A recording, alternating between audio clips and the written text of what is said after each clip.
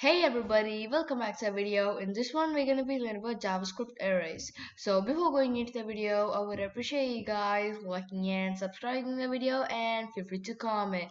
So let's go into the topic. So basically, as we know, arrays is used to store some stuff, like you can store some variables or some strings or also numbers. So basically, strings, as we learned from our before video in variables, I told you can do like this, and also you can do this one too, or you can use the backticks to create your arrays. So anything is fine. So those both are okay. And those are basically how you can create strings, and numbers is basically 1 2 or something kind of like that.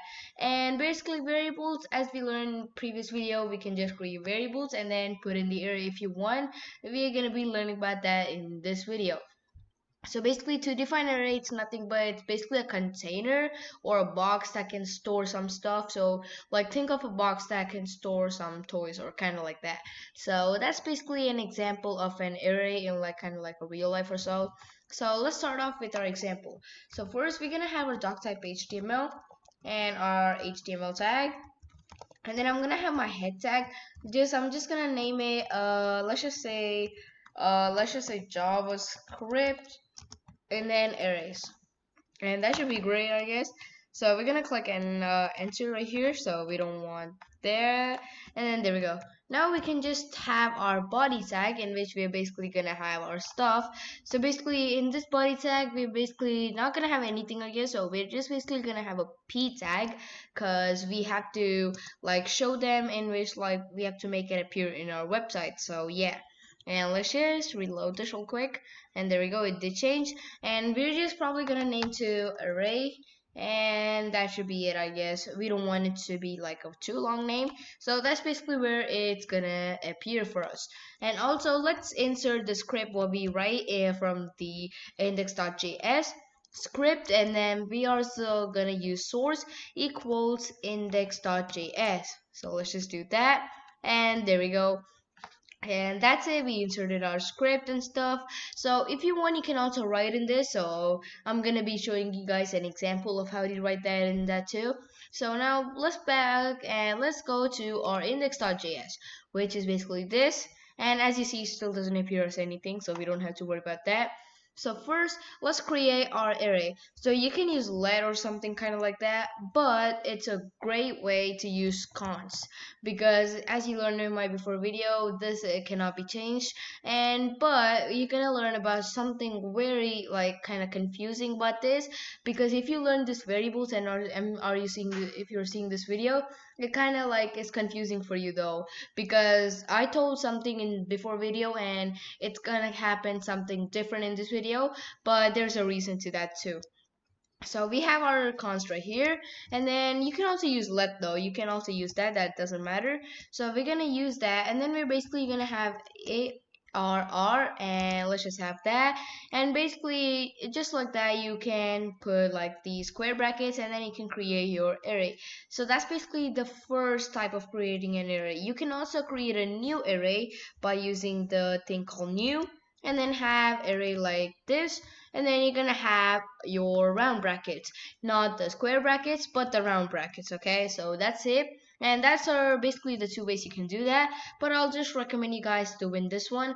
But with the only time you're gonna use like this new one, this kind of thing, so you're gonna only use it when you don't want it to be like the same one.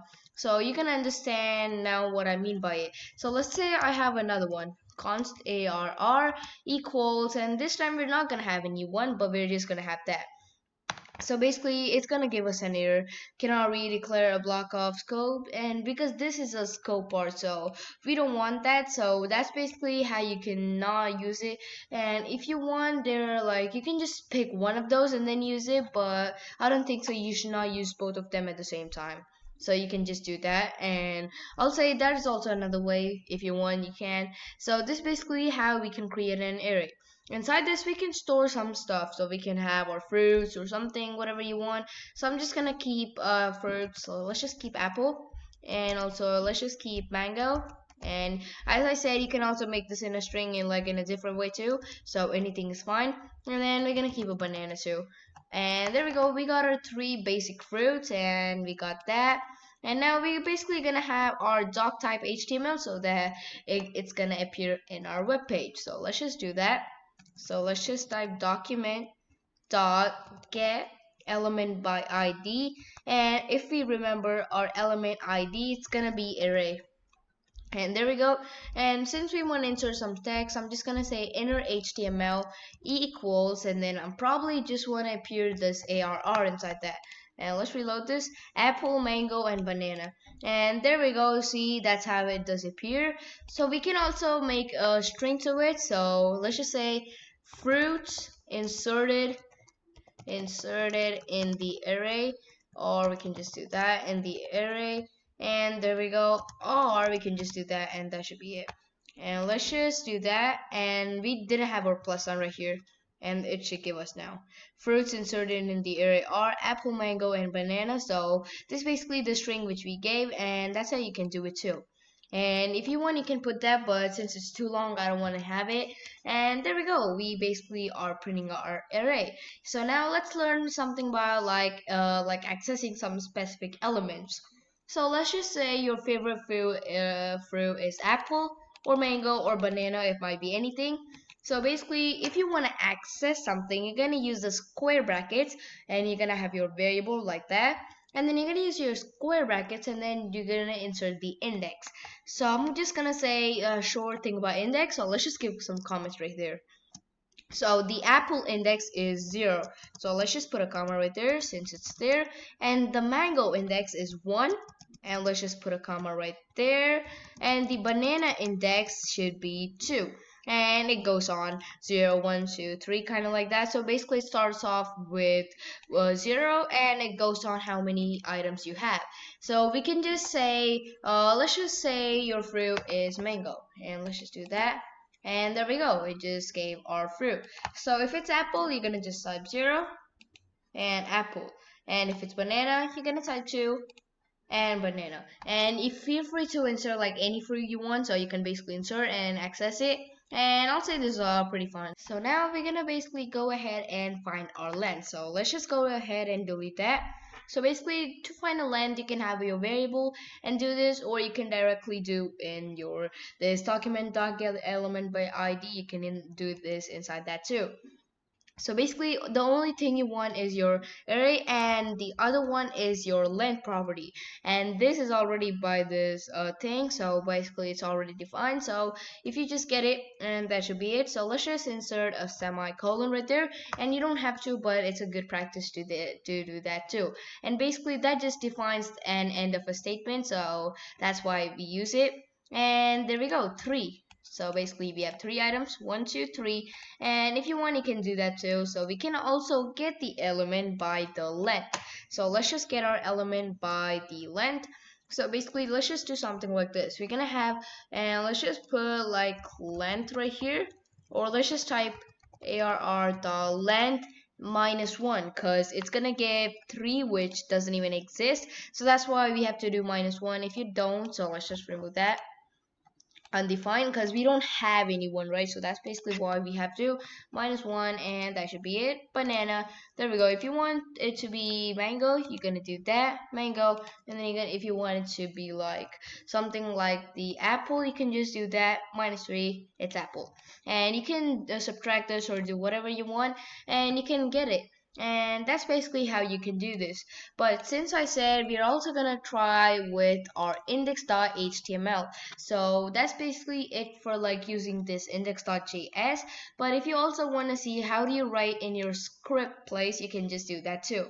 So first, in this basically it's kind of similar code, and I'll say you basically have to give an enter, and then you're basically writing your own index.js kind of file. So that's basically it. So you have your script tag.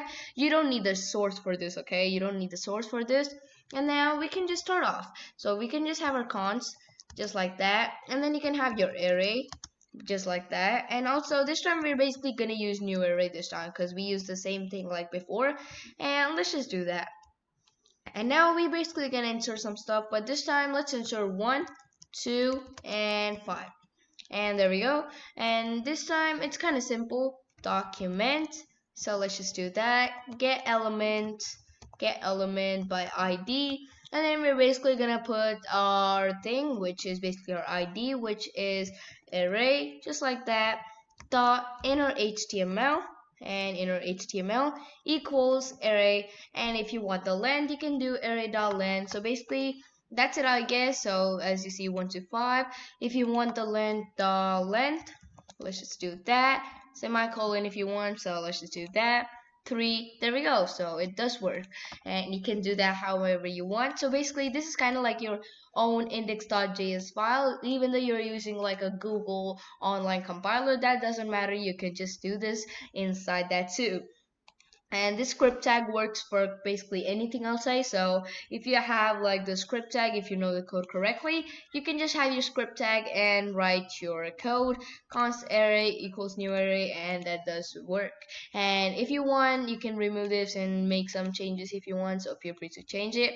So that's it for today's video. See you in the next video. Until then, bye bye.